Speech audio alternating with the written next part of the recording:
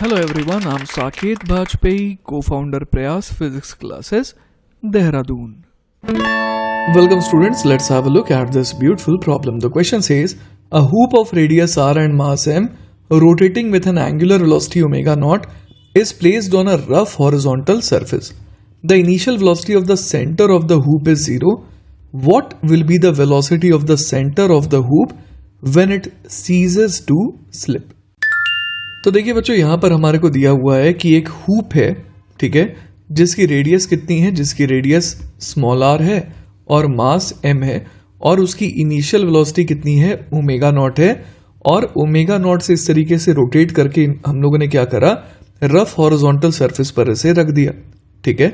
अब जैसा कि आप देख पा रहे हैं, सेंटर ऑफ द हूप की जो इनिशियल वेलोसिटी थी वो तो 0 है, क्योंकि उसे सिर्फ रोटेट करा करके रख दिया गया है। अब थोड़ी देर बाद क्या होगा कि ये रोल करने लगेगा, है ना। तो हम लोग से पूछा गया है कि what will be the velocity of the centre of the hoop जब ये क्या करने लगे, जब ये प्योर रोल करने लगे, ठीक है। तो देखिए बच्चों, यहां पर हम लोग समझ पा रहे हैं कि बॉटम मोस्ट पॉइंट चूंकि पीछे जाना चाह रहा है, तो हम लोग समझ पा रहे हैं कि उसके ऊपर जो फ्रिक्शन लग रहा होगा, है ना, वो किधर लग रहा होगा, आगे लग रहा होगा, क्योंकि बॉटम मोस्ट पॉइंट पीछे जाना चाह रहा है, तो इस वजह से काइनेटिक फ्रिक्शन किधर लगेगा, आगे लगेगा। तो ये है हमारा एफ के, जो कि हो जाएगा म्यू इंटू एन, और म्यू कौन सा लेंगे, कोएफिशिएंट ऑफ काइनेटिक फ्रिक्शन। तो देखिए बच्चों, हम लोग यहां पर समझ पा रहे हैं कि चूंकि इस पे फ्रिक्शन आगे लग रहा है, इस वजह से ये फॉरवर्ड डायरेक्शन में मूव करने लगेगा। और साथ ही साथ हम लोग यहां पर देख पा रहे हैं कि जो फ्रिक्शन की वजह से टॉर्क आ रहा है उसका सेंस एंटी क्लॉकवाइज है, ठीक है।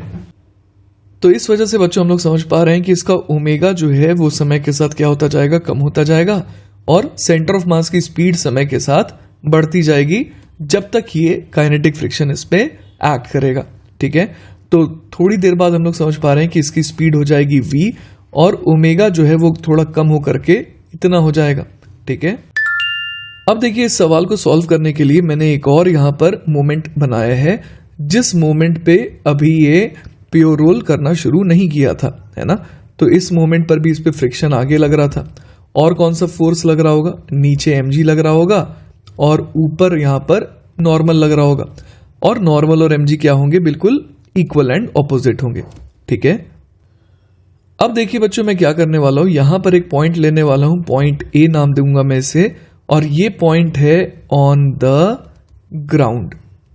इस पॉइंट की ये खासियत है कि आप देखिए तो हमेशा इस ए पॉइंट के अबाउट नेट टॉर्क 0 आ रहा है, क्योंकि देखिए फ्रिक्शन का तो हमेशा ही टॉर्क 0 आ रहा है ए पॉइंट के अबाउट, ठीक है। साथ ही साथ किसी भी इंटरमीडिएट मोमेंट पे हम लोग देख पा रहे हैं कि नॉर्मल और mg के टॉर्क आएंगे, बट वो इक्वल एंड ऑपोजिट आएंगे। तो टॉर्क अबाउट पॉइंट ए हमेशा क्या आ रहा है, 0 आ रहा है। इस वजह से हम लोग बोल सकते हैं कि एंगुलर मोमेंटम अबाउट ए क्या रहने वाला है, कांस्टेंट रहने वाला है, ठीक है। इसके अलावा बच्चों एक और बात मैं बता दूं कि जैसे ही प्योर रोलिंग क्या होने वाली है, प्योर रोलिंग जैसे ही स्टार्ट होने वाली है, तो हम लोग समझ पा रहे हैं कि उसके बाद फ्रिक्शन ऐड करना बंद कर देगा, ठीक है। तो अब ए पॉइंट के अबाउट अगर हम लोग इनिशियल एंगुलर मोमेंटम लिखें, तो हम लोग समझ पा रहे हैं कि कितना हो जाएगा, तो ये हो जाएगा आई ओमेगा नॉट। क्लियर है बात, क्योंकि उस मोमेंट पर हम लोग देख पा रहे हैं कि सेंटर ऑफ मास की कोई भी वेलोसिटी नहीं थी। क्लियर है। एल फाइनल अगर हम लोग लिखें तो वो कितना लिखेंगे, तो हम लोग समझ पा रहे हैं कि ए पॉइंट के अबाउट अगर हम लोग एंगुलर मोमेंटम लिखें इस बॉडी का, जो कि क्या कर रही है, कंबाइंड रोटेशन एंड ट्रांसलेशन, तो वो हो जाएगा आई ओमेगा, ठीक है। आई ओमेगा की डायरेक्शन है प्लेन के अंदर, और साथ ही साथ क्या करना होगा, आर क्रॉस एम वी, ठीक है। तो यहां पर हमारे को क्या करना होगा, अगला टर्म क्या हो जाएगा, R vector cross M V vector का मैग्नीट्यूड। तो हम लोग समझ पा रहे हैं कि ये बेसिकली हो जाएगा R perpendicular into M V. अब आर परपेंडिकुलर हम लोग समझ पा रहे हैं कि कितना हो जाएगा, वो तो आर के बराबर हो जाएगा, that is radius of the hoop, ठीक है।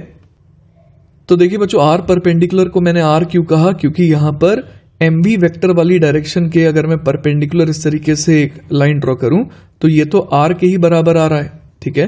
तो आर परपेंडिकुलर बेसिकली कितना आ गया, आर आ गया, ठीक है। इसके अलावा बच्चों आई ओमेगा वेक्टर और आर क्रॉस एम वी दोनों ही स्क्रीन के अंदर हैं, इसीलिए यहां पर एडिशन का साइन यूज हुआ है। क्लियर है? इसके अलावा बच्चों हम लोग समझ पा रहे हैं कि ओमेगा को क्या लिख सकते हैं, वी अपॉन आर, क्योंकि प्योर रोलिंग शुरू हो गई है तो वी बराबर क्या हो जाएगा, आर ओमेगा।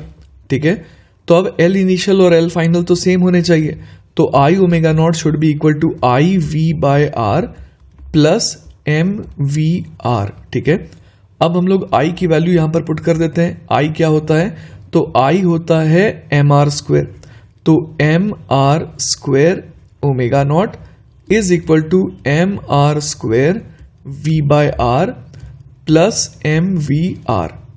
ठीक है, तो ये ले दे करके कितना आ गया, 2mVr आ गया, तो m से m कैंसिल आउट हो जाएगा, तो यहां पर r से एक r भी कैंसिल आउट हो गया, तो हम लोग देख पा रहे हैं कि v बराबर कितना आ गया, ओमेगा नॉट r अपॉन 2। ठीक है, तो इस तरीके से बच्चों हम लोग देख पा रहे हैं कि इस सवाल का जवाब हो जाएगा option B. And I hope कि आपको ये सॉल्यूशन अच्छे समझ में आया होगा। इन केस अगर कोई डाउट रह जाता है then feel free to contact me, I will be very happy to help you. Take care बच्चों, बाय बाय।